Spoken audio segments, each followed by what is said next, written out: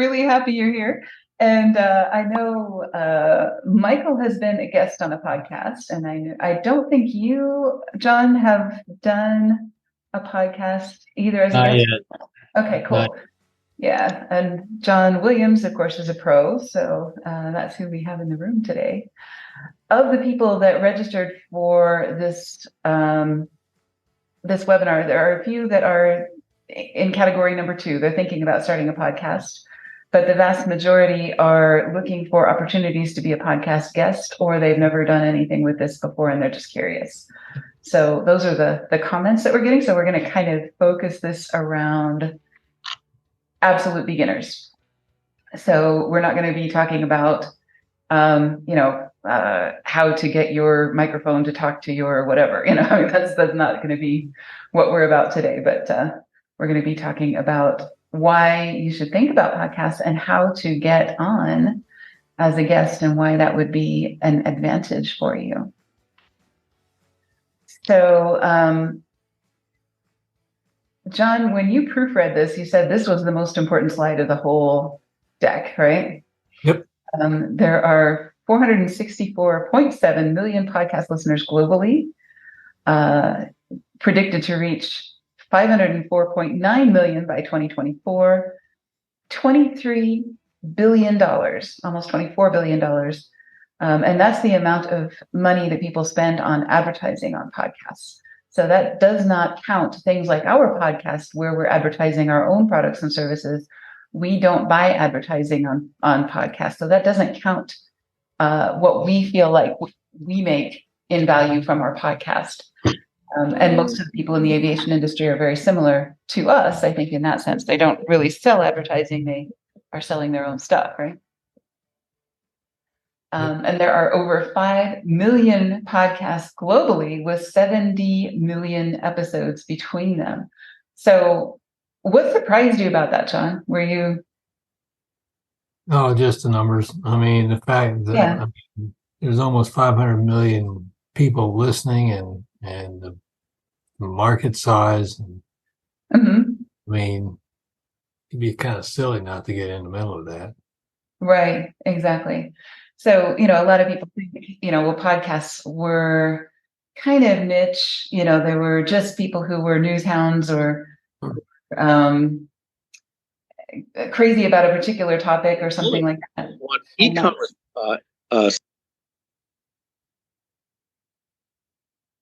Sorry, somebody had a question, or? Okay. Anyway, there's a ton of them, and they're about everything. You can find a podcast about UAV flying at night. You could find a podcast about any little topic. The smaller you can think of, there's probably a podcast about it. And the really cool thing is that you're only talking to people who are interested in that topic. And I'm with John. I think you'd be crazy not to. If we had the opportunity 5 or 10 years ago to do something like this, where we had this kind of an audience for free, and it's not entirely free. It's just the equipment, the cost of equipment, cost of time, cost of other things, and so on. So all of that is crazy. So yes, John, I do have the chat window up, but if you could manage the chat, that would be great. And let me know if anything comes up, because I'm not paying attention. So it's an amazing number of people. And I have to tell you a story about when we got into the aviation industry. A lot of people say, well, it's kind of cliquish, and it's kind of what is the word? They're not welcoming to outsiders. And that is absolutely true. So we came into the aviation industry from finance. I was working at Wells Fargo. John had been in technology for a long time. We were coming from different industries, and we had a lot of marketing and advertising background, but we had not many contacts in the aviation industry. So one of the first things that happened was I got on Twitter and ended up meeting a few people, and we had a tweet up and I'm not even sure what year this was. This was somewhere around 2012 or before. Before, Like 2006, maybe. It could have been even before that, but I'd have to look that up. Anyway, so we went to a tweet up at the first NBAA that we attended, and that was pretty amazing. We met Bené Wilson, who is a journalist. We met Robert Mark, who is a professor and also a podcaster, and a bunch of other people at that tweet up. And Rob Mark, Professor Mark, invited us to be guests on the Airplane Geeks. And so this was like our first exposure to the aviation industry, or our first public exposure. And so because we were on the Airplane Geeks, we were suddenly aviation people, even though John's been in aviation since the beginning of time. He wasn't really in the industry. He was a consumer, not a seller, right? Yep, I got in when I was 9. Right. Flew my first airplane when I was 9 years old. It just happened to be a DC-3 full of people. Right. So, he'd been in aviation forever. I was brand new to it, but, once we were on that podcast, it's just like Dan Kennedy, he talks about how when he was a youngster, he got walked around a marketing conference on the arm of Jim Rohn, who put his arm around him and, showed him around and introduced him to people and everything else. So once that happens, then you become a real person because somebody said you were a real person, right? It's kind of like selling door to door in a gated community. Once you're in the gated community, everybody thinks you're fine because somebody obviously let you in. So obviously you're working with one of their neighbors. So obviously you're fine. So all of a sudden we were part of the game, and that did not happen until we were guests on a podcast. So, this is an opportunity not to be discounted, I think. And, a lot of people don't recognize it yet, but I think they should. So what I wanted to do is just kind of give you a flavor of the aviation podcast landscape and have you pick. So if you look at page 2, 3, and 4, these are different podcasts, and we could do separate sheets on aerospace, separate sheets on UAVs, separate sheets on piston aircraft, separate sheets on airline careers, and we could go into so much more detail than this. The Airplane Geeks, that's number 2 on page, that's on page 2. That's the one that was such a big deal for us. I would have to say that was so instrumental in getting us our first few clients in the aviation industry, and then getting our first few testimonials and getting our first few big deals in the aviation industry. So any one of these could be your breakthrough moment, especially if you are new in the industry and you're just getting started. So what I'd like for you to do is to pick any 3 of these that appeal to you, either because of the topic or because of the podcaster, somebody that you're familiar with, who this is, whatever it is, or it's a format or a style that you would enjoy. So, look at them, listen to a few episodes, get used to talking to people, do all that stuff, and make that part of your habits and things, and then pick 3 and write them down on page 6. We're not going to go through each of them in detail, but we will answer questions if you have any.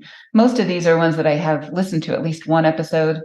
I don't listen to all of them all the time, or I would be doing nothing else, right? So, anyway, think about that and let me know if any of them strike your fancy as something that you'd like to know more about. Some of them I know better than others, and some of them are clients, some of them are not. Some of them we've had clients as guests on, and some of them we don't know much about at all. So let me know. Okay, so another thing that is interesting is some of these are podcasts by brands. So I know some of you guys are kind of entrepreneurial and you have your own company, so you're representing yourself. So, if you appear on a podcast, you are the voice and the face of your company, and that's really, really simple for you. If you work for a bigger company, or if you work for a larger brand, then you need to do it slightly differently because, you could be the rock star for your company, but you need to make sure that it's about the brand and not all about you. So that makes total sense. And think about that as you're putting this together. Michael, you said the outcomes list includes formats. What are the different formats?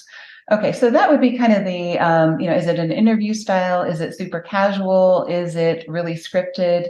I know like on the How I Built This podcast, there's a pretty set of questions that they ask their guests. That's what I mean by format. How did you build this? What did you do? How much of your success do you attribute to luck versus talent? It's a fairly set way of making this work. And so that's what I mean by format. So a format and a style that you enjoy. Contrails and Cocktails, has a very different style. Some people would rather not be associated with that format. They want something a little more formal than a casual conversation followed by a cocktail.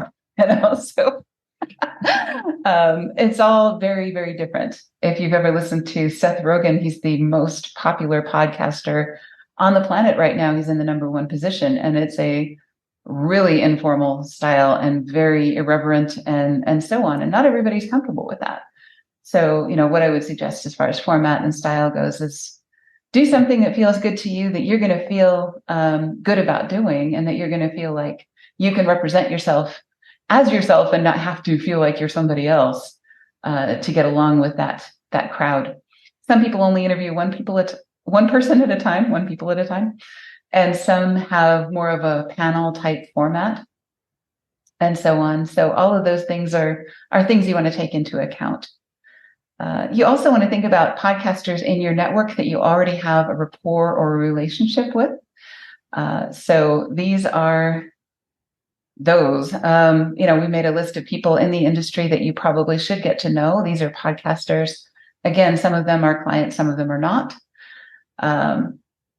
Getting to know a podcaster has a lot of benefits because not only do they have a platform, by which you could potentially become a guest at some point in the future or become an advertiser at some point in the future. Also, they are very well connected because they're doing interviews every week, or they are doing podcasts about their topic every week. They're really well known. So, and a lot of them are very, very personable, and they have an intention of building a network. So, if you send a friend request to Lindsay Ancora, she's probably going to accept it if you're in the aviation industry. She does the Aviation Collective podcast, which is also very good, by the way. And every single one of these people, I can attest, is very friendly, very outgoing, very interested in building their business, and very happy to connect with somebody in the industry, especially if they've got something to say. So good people to get to know. I'd recommend just going through LinkedIn and connecting with every single one of them. They're not going to turn you down, right? This is the business they're in. And also, when you think about building a relationship with somebody, you want to think about what can I do for them before you ask them for something. So, what does a podcaster want? And thinking about this from the other end, if you host a podcast, what do you want? You want listeners. You want participants. You want people who comment on your episodes. You want people who comment on your LinkedIn posts. You want people that start conversations and ask questions and, engage in conversation. So that's what you can do for these people that is going to make them feel good about you. And also that is going to further the relationship with them in a way that helps you both, right? Like I said, Rob Mark is probably how we got our start in the industry. One of the elder statesmen of the industry. If you are using the downloaded PDF, if you click through, you can click straight through to their LinkedIn profile and just send them a friend request. Say, hey, aviation's a small world. I thought we should connect, or something along those lines. And I would do that this week. If you're doing the Follow Friday, spending an hour a week building your network, which is what we recommend to all of our clients and all of the students of our courses, connect with all of them. You've got nothing to lose. And even if they're not quite in your neighborhood, they are close enough. They're all in aviation, right? Okay. So does everybody have 3 podcasts that they're interested in following or being a guest on at some point in the future? John, did you write 3 down? Yes, ma'am. Fantastic. All right. I was actually talking to the other John because I was going to put him on the spot. Sorry. But you got to be more specific. JD or JW, whichever one you want. Absolutely. No, that's great. So, yeah, do you want to talk about the ones you picked, or should we move Not on? now. I feel all slighted. Oh, I didn't mean to slight you. I'm just kidding. I deeply care about your choices, so I do want to know. Yeah. So the first one I picked was Aviation Insurance Podcast. The second one was Broker's Flight Path. And then really didn't have a third, but I threw Airbus Insights. I'm not sure if that's fixed wing or helicopters. Either way, I still know a lot about both. So Excellent. Right. Those are all 3 really great for building your network. And of course, people who do insurance need appraisals. So, it would be great to pitch a story for Tim Bennell, also a client, and great to come up with a great story for that podcast. So I got a question. Okay. So you go down and look at all that stuff, and suppose you can't find a topic that you're interested in.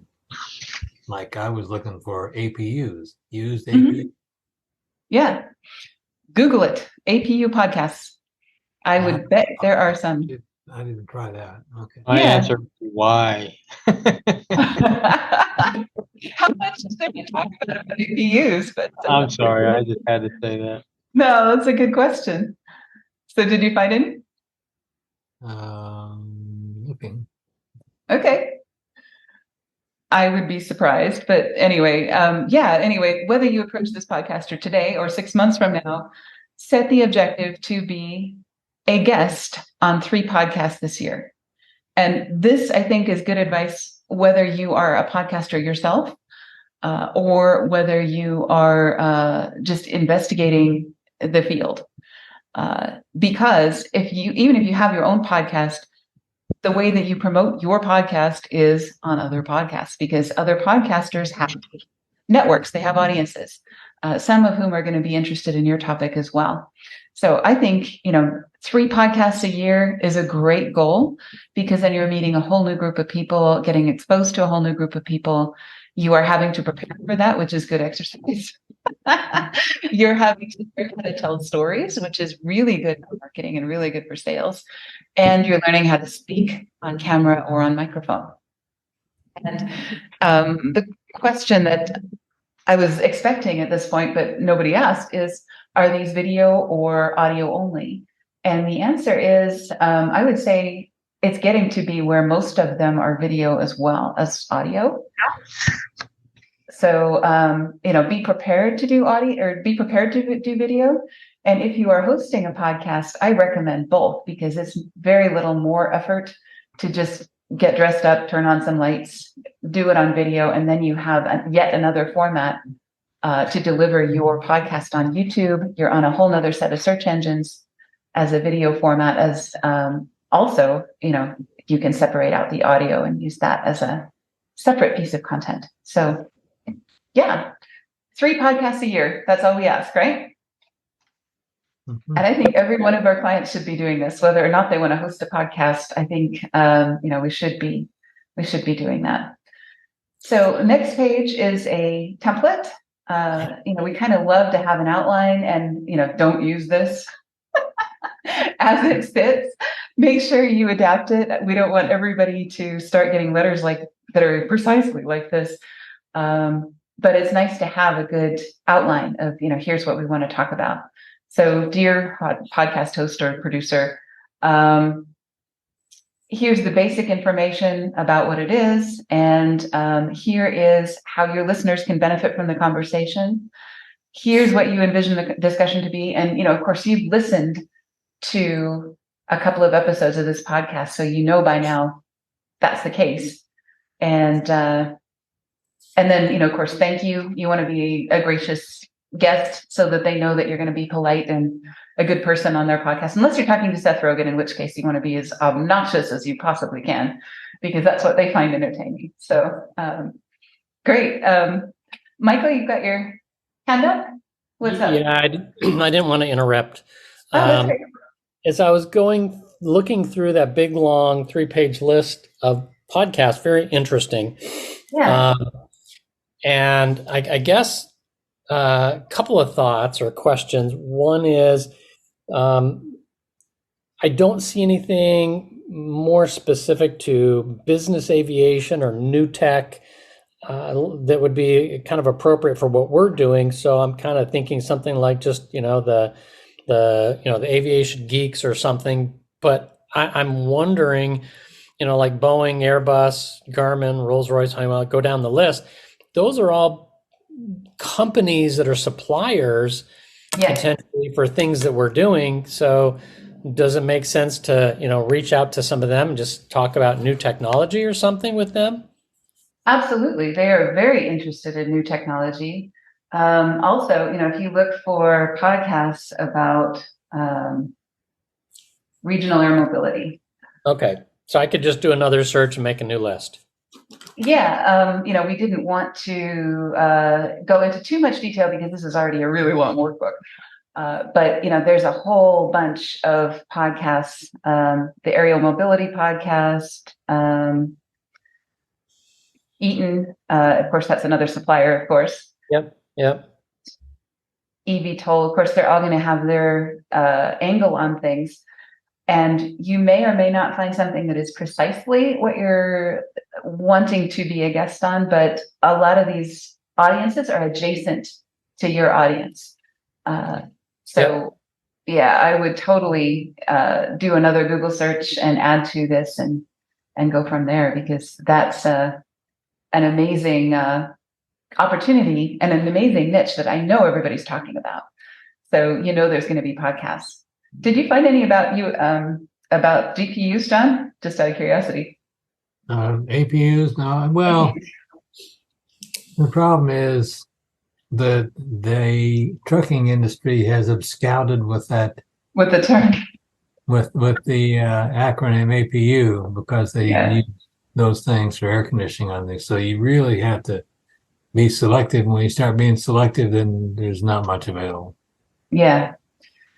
And to answer your other question, Michael, while we're talking, monetizing, though your focus is being a guest, that cannot be done that I'm aware of. So if somebody knows of a way to do that, to do a paid placement on a podcast, it's kind of not the culture. I think even if you were a guest on the Seth Rogen show, I don't know that you would necessarily get paid for that. Speaking opportunities at events is one thing, and getting paid to do speaking events, that's something that we should probably do a workshop on in the future. But I'm not hearing a whole lot of people who get paid to speak on podcasts, if that's what the question is. No, my question was at the very beginning is saying, how many billions of dollars the podcast industry is. Well, so where is that money coming from? It's obviously going to hosts, and that's the question: is it worth, setting up a podcast to, in order to get some of that monetized income? Yes, it is. And there are actually aviation influencers who make a ton of money by selling advertising on their YouTube channel or on their podcast or both. So that's where that money is coming from. And that's the only way that they can count it. So these figures are coming from the IAB, the International Association of Audited Broadcasts or something like that. I don't remember exactly what the acronym is for. But it's an organization that audits the listeners of podcasts so that people know what they're buying. So they know how many downloads there are on Spotify and Apple and and all of the channels for a podcast. It's kind of a complicated calculation. And then they set prices for advertising based on the number of listeners. And so then you can buy advertising on a podcast. They call it mid-roll or end-roll advertising on a podcast based on the number of listeners. Does that make sense? Yep, it does. So the goal is these people are putting out, like Seth Rogen, since you use example, he cares, he's kind of caustic or whatever, or obnoxious, I guess is a good word, Yes. sometimes, because he wants lots of listeners, lots of viewers, and then he puts it on different, different media, different channels or whatever, so that he can get as many subscribers, listeners, and that brings up the ad revenue. Is that it? That's exactly right. So this is just like most of the rest of media. It's kind of a disturbing situation, which, I was a journalism student a million years ago. And, I think of journalism as the fourth estate, and I hold it in very high esteem. So clickbait is the term that is used for selling advertising, or, using your media as a method to sell advertising. The more advertising you sell, the better you're doing, or the more successful you are under this model. And so it is promoting that kind of behavior because people are selling advertising. The good side of it is that anybody can set up a podcast, and if your objective is to sell advertising, you're doing one thing. If your objective is to educate future customers of your product or service, that's a different kind of thing. And we're not going to be quite as clickbaity, but I think we're going to be a lot more effective. And I'll tell you about that as we go forward. But yeah, that's where the money is coming from, is advertising. That's how you monetize a podcast. But the way that John and I have made money on our podcast is because it brings us clients. And that's the way that we're doing it. But that is not counted in these numbers, right? There's no way to quantify that other than for our own internal numbers. And we did an episode last week on how we quantify our success with our podcast.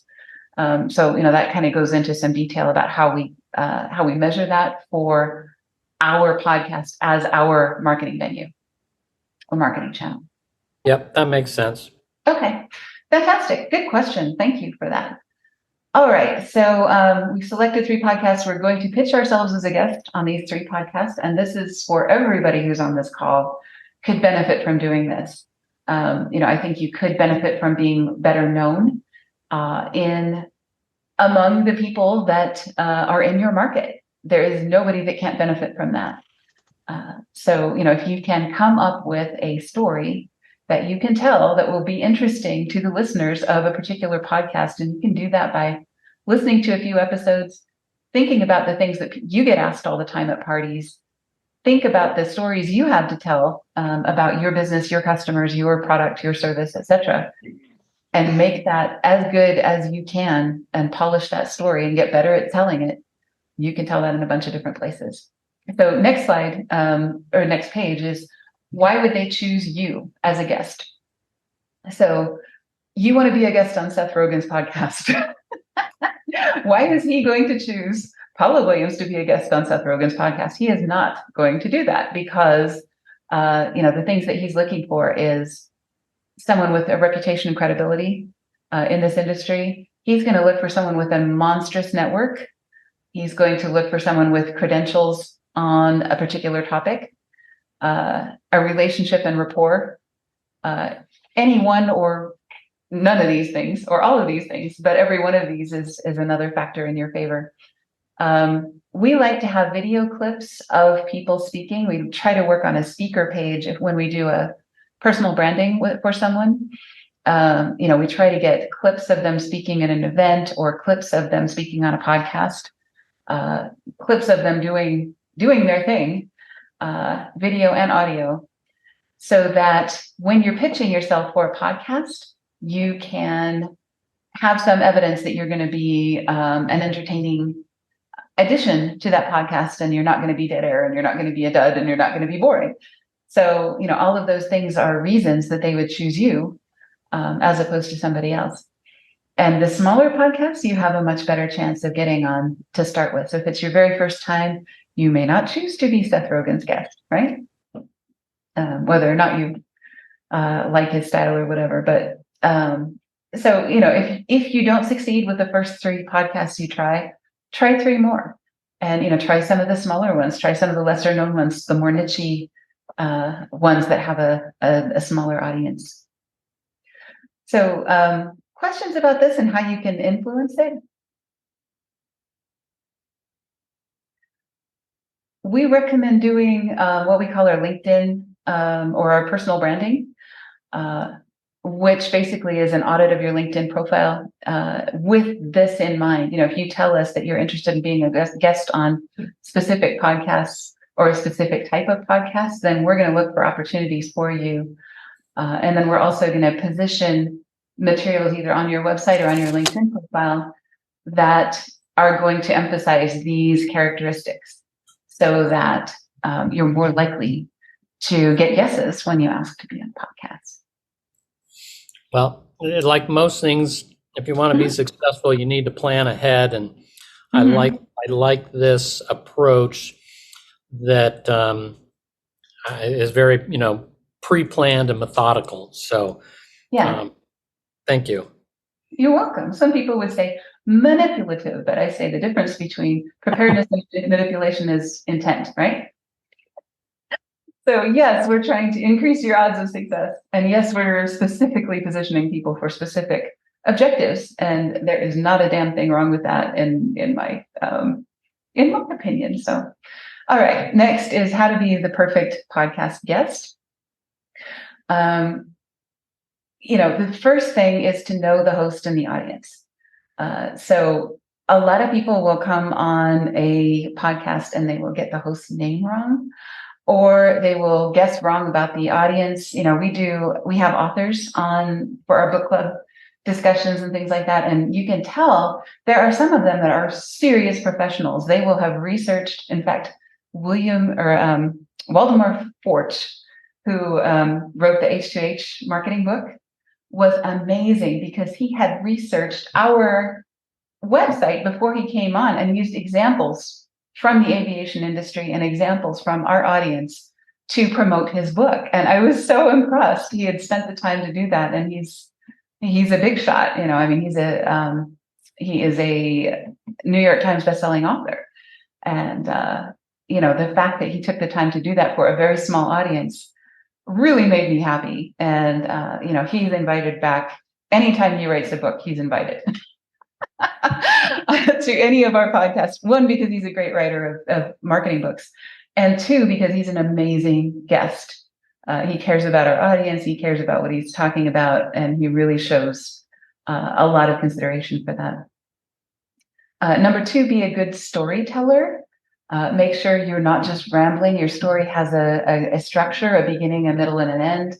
That's satisfying and it ties up the loose ends well, and that you're building suspense and then resolving. Doing all of those things that you do when you are trying to keep your kids' attention when you're telling them a story. All of that stuff is important. There are even entire courses on how to tell a story better, and that is a skill that would behoove everybody. Number three, technical details.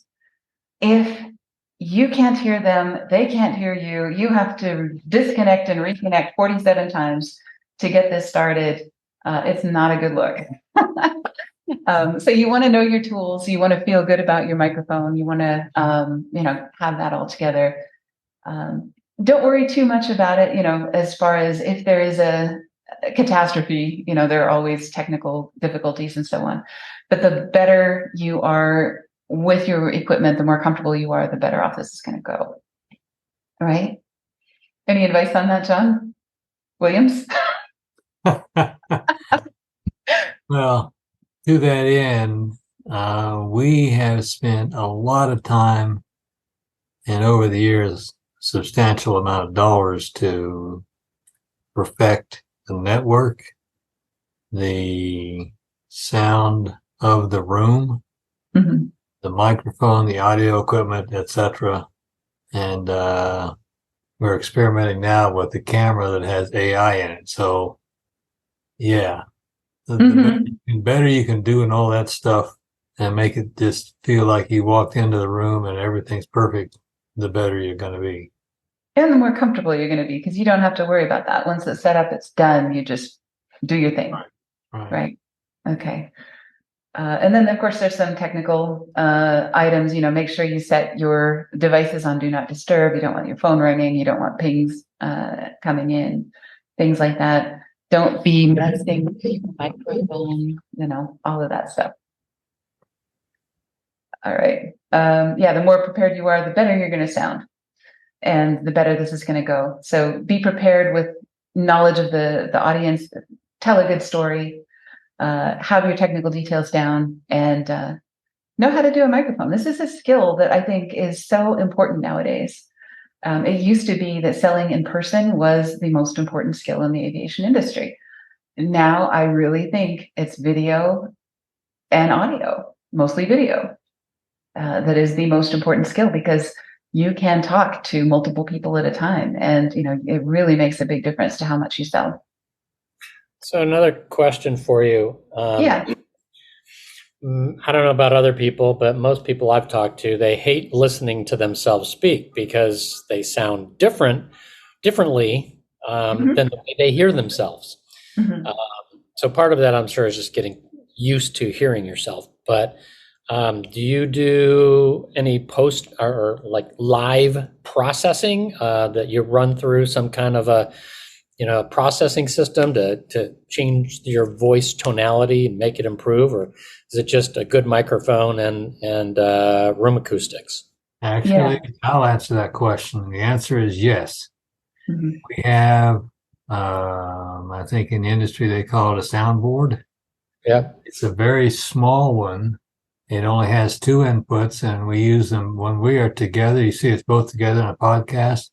I've got a wireless lavalier mic that goes into one port, and the mic you see her with goes into the other port.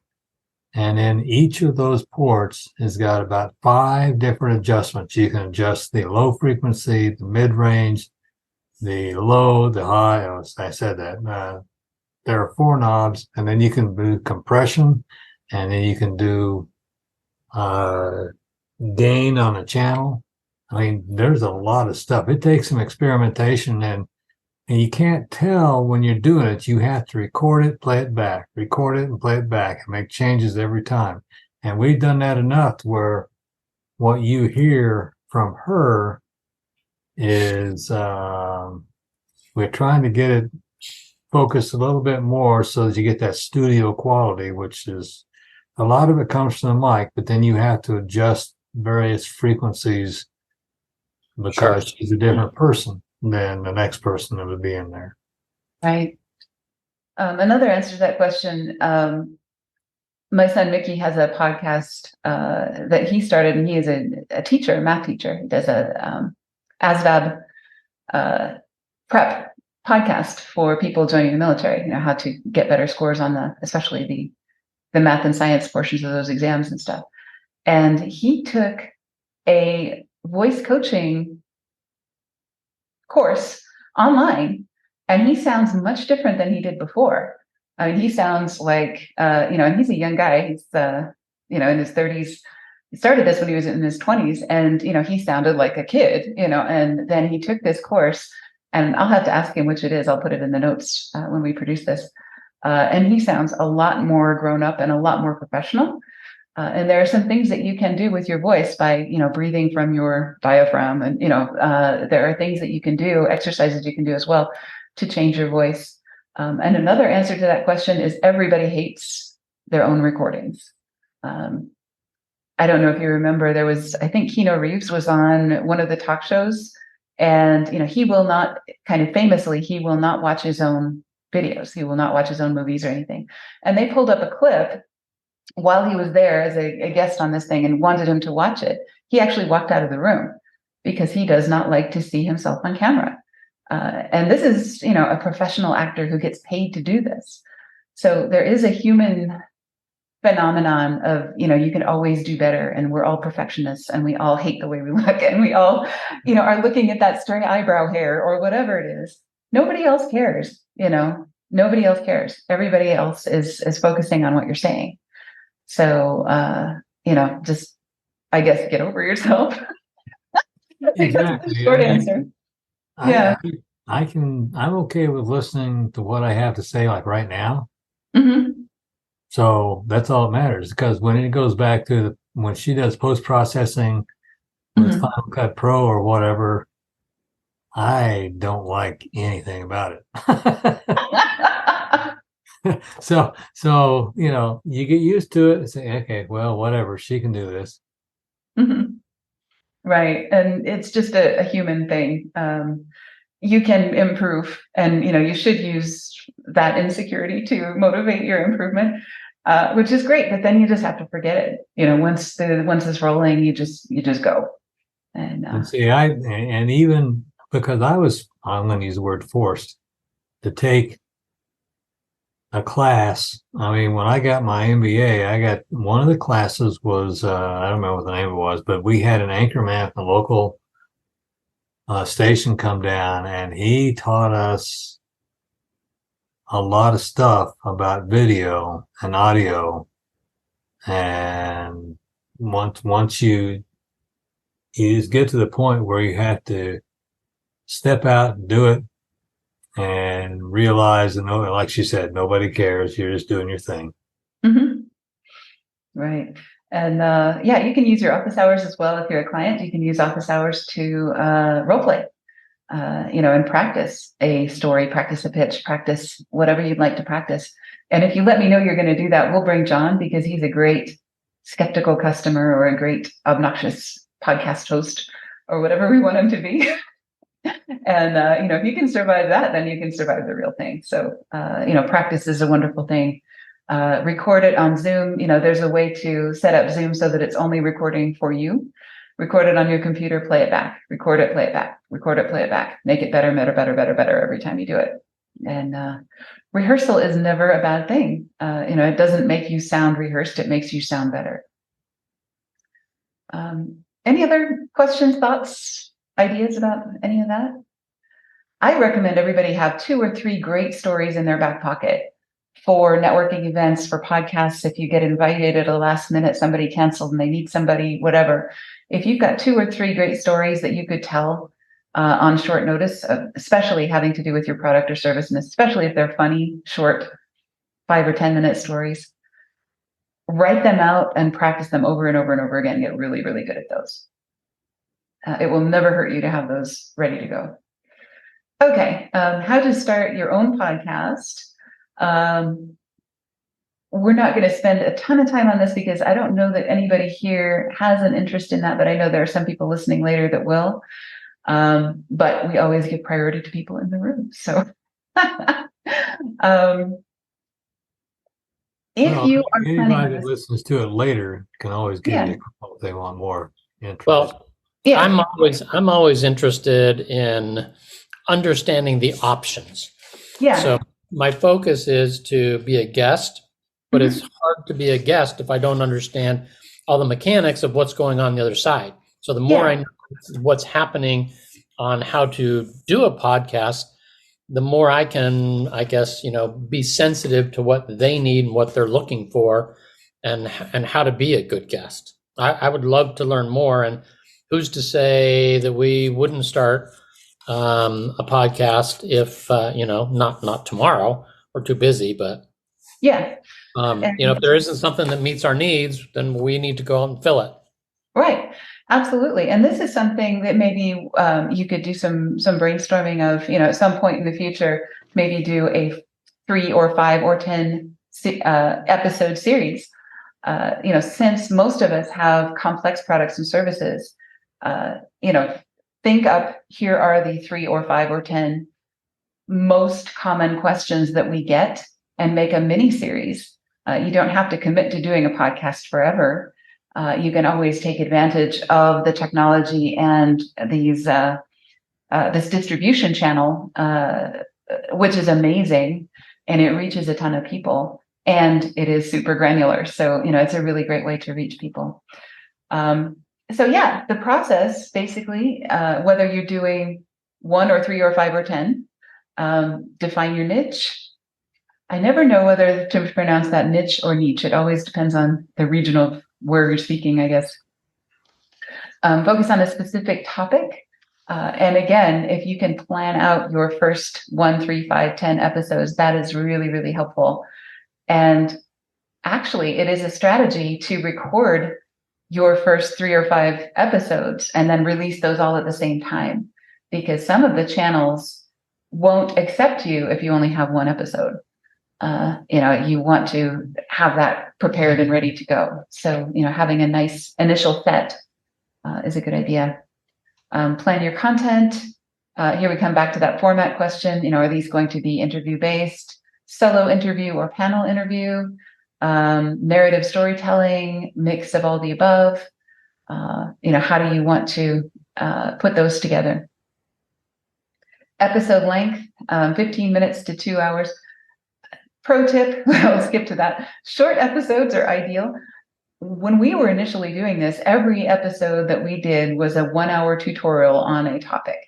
And we did that basically out of self-defense, because we were doing a lot with clients, and we wanted to record some of that to have a recording of how to accomplish a particular task. And we still do that. We record our workshops, and those are 1-hour episodes, but those are the only 1-hour episodes we do. Everything else we're shooting for 20 minutes. Because shorter is more consumable, less daunting to someone listening.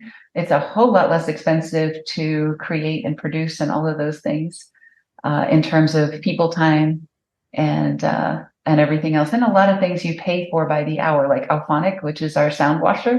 We buy a certain number of hours per month. And, when we use that up, we have to pay more. So all of that adds to the expense. Okay. So what was the name of that software, and what is it used for? Alphonic, Auphonic, and I use it to post-produce the sound on our episodes, and I use it on our videos as well. And the reason being, you and I have different voice levels. So does John Davies and John Williams and Stella and Anna Marie and everybody else on this call. If they were talking, they would speak a little bit differently. Also the beginning and end music and other things, it just makes it a nice even tone, so that it's not like TV nowadays where you're turning the sound up and down because you're blasting yourself out of the room when something happens, and then you have to turn it back up again because you can't hear. It also makes it a little smoother. We use a soundboard mostly for that, but I also use Alphonic to clean it up further. Recording and editing software. There are some free choices. iMovie is what we used for the first few years. I think it comes free on Apple products, Apple laptops and things like that. And it worked really well to begin with. Now we're using Final Cut Pro because we want to get a little bit more granular with some of our editing. The Audacity, Adobe Audition, that would be for if you're doing an audio podcast only. I edit on the video editor because I'm editing the video and the audio at the same time. Recording environment, we built the studio because this is so important. And we put like a whole bunch of insulation in the walls. We put triple pane windows in here so that somebody could be mowing the lawn while I'm doing this and you would never know, and so on. So all of that is, but you just want to do the best you can as far as recording environment goes. Now, what you don't see is because that room that she's in, the video looks like it's extremely pristine. It's actually a big mess. There's cords all over the floor. But the video looks pristine, and that's what counts, is what you see from the camera eye. And you don't care about all the cables running everywhere and all the light bars here and all the lights over here, because with all those lights, there's no shadows on her. We try. There's no bright sunlight, and it's all been. I mean, we spent hours with the audio, we spent hours with the lights, spent hours with cameras to get it to where it looks like it does and sounds like it does. Right. And this is your studio as well. So, we can replace this logo with yours and you can record here. We can move the plants if you want. We can put in anything you like. We can put a green screen back here. So this is your studio also. All you need to do is get to Salt Lake City and schedule a studio day and for some of our podcast folks, we've been doing this in our living room for the longest time. And, so we really wanted a place where you could come and it would be already set up and it's not, it's all ready to go. And it's a lot less expensive than studio time at KSL or, any of the places where you might buy studio time in Salt Lake City, or whatever location you're at. So the studio room is a work in progress. We have right now one camera that's a PTZ with AI embedded. We are going to, and I'm looking at different, they're called trolleys, and we're going to put probably an S-curve trolley on a ceiling and have a camera mounted on it that will be remotely controlled to move, and it'll be a PTZ. And when we do that, then we'll have to get a video board so that everything is integrated into one fell swoop. I mean, you guys don't need to do all that, but we do because we're growing and going to have various people, and we want various effects. And where she is just one set. We've got another fireplace set we're building and another relaxed set we're building, all underground, basically. Yeah, I know, this is the basement. So that's part of the reason that, the sound is what it is. So, recording environment, very important. Branding and cover art. And the question is, should I use the same branding for my company as I use for my podcast? And the answer is, of course, if you are Honeywell, then you probably will want to use a variation of your company branding for your podcast, but you are going to want a specific name. You're going to want a specific eye-catching logo for your podcast to differentiate from the rest of your brand. You're going to want some common elements as far as logo, fonts, colors, etc. But you're also going to want something unique to your podcast. And there are specifics of what your podcast art can look like so that it will show up on all of those formats every week. And you don't get an error every time you submit a podcast saying, your art does not comply with our guidelines, all of that. So, there's a certain amount of margin around the edges. There's, some guidelines that we have to meet for that. Intro and outro. A lot of times it's good to have somebody who is not yourself record an intro and an outro to your podcast. Welcome to the da-da-da-da-da podcast where we talk about X, Y, and Z.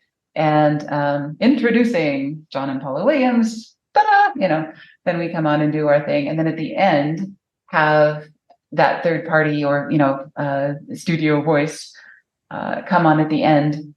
They aren't doing these as much as they used to, but I think it's a nice touch, to just introduce the episode, give the title, etc., at the very beginning, and then have an outro that includes a call to action. If you'd like to engage us for consulting or whatever, this is how you go about doing that.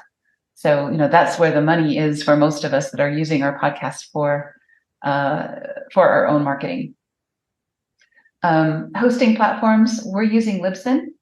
In the past, we used a thing called Blog Talk Studio, which was also good, but it was very inclusive and restrictive. It's great for beginners. Libsyn's a lot more flexible and I think a little bit better. They do a better job of not having errors and problems and other things, and gives us a lot more options for places to syndicate our podcast. You will want to promote your podcast just as you do the rest of your products and services. You want it listed in every single directory there is for podcasts. Apple Podcasts, Spotify, Google Podcasts, Stitcher. There's actually hundreds of them that we could list, and you want to make sure that you are on all of them. We tell clients to plan on 12 hours if they're starting a podcast from scratch to do all of this work, all of the background work, and about 1 hour besides the recording time to produce and distribute each episode. And of course, that goes down if we do them in batches. A lot of people will come and record 6 or 12 episodes in a day. We'll chop them up, produce them, schedule them out for the next 12 weeks or 12 months, and you're done. So, there are ways to make this more efficient, but that's the amount of time that we plan for all of this work. So any questions on any of that? I know, John Davies, you just bought a kit of equipment. That's pretty exciting. Yeah, we'll see if we can make it work, and then we'll be really excited. Right. Yeah, and that's another reason for the studio, because you can spend a lot of money, and we sent a lot of things back when we were getting started and buying equipment, and it didn't work the way we wanted it to, and it didn't work the way it was advertised, and we're very picky, so we sent a lot of things back. Our teleprompter, I think we did 4 times for just the software for the teleprompter. We ended up buying it and returning it. Because it just wasn't what we wanted. So all of this is difficult. We try to make it easy, but it can be it can be more fun than you were expecting. Put it that way. All right. How to promote your podcast. This is where we get into the monetize. There are very simple arrangements where you can put a Patreon link on your podcast, especially if it's something that is just for entertainment. If you are using your podcast to sell your products and services, then I don't recommend accepting other people's advertising. I don't recommend doing sponsorships. You can do premium content subscriptions. An example of that, a really good example of that, is like an NPR. They have their Podcast Plus membership, where they have podcasts, but then they have the behind the scenes of that particular episode or that particular story for those kinds of things. So, all of those are good. Continuously improve your podcast. Watch your numbers. Watch the ones that did well. Do more like that. The ones that bombed, do less like that.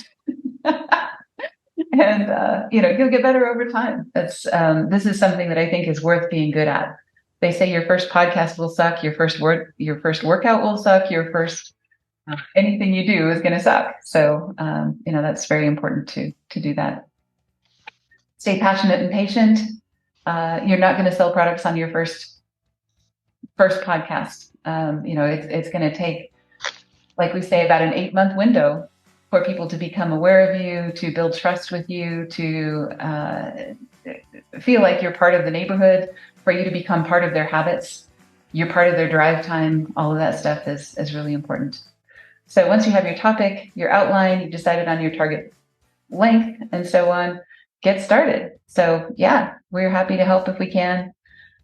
We're coming up on the hour, so I'm going to zoom through the rest of this. But we've got, the workshops that I think are the most helpful for this are the personal branding, to get yourself set up with a speaker page, get your LinkedIn profile set up, all of those things so that you look like a good guest. And, you're positioning yourself in a way that you're going to get yeses for selling as well as yeses for podcasts. And if you are not a member of our marketing lab, you should be. And, we mentioned the amount of time that it takes to set up and produce a podcast. You can use your project hours for that.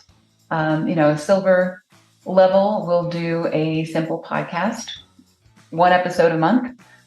Gold will do 4 episodes a month if it's short episodes and fairly simple. Platinum and titanium are for more complicated things, and if we're doing other marketing for you as well. Those are really just measures of time that we spend on your projects. So we are happy to help you with any of this, and we're also happy with any of it that you want to do on your own, because the more successful you are, the more successful we are, and the more podcasts we have to help our clients get into, and the more successful guests we have for your podcast when you start doing it. So it's a big community, and anybody succeeding means everybody succeeds. So.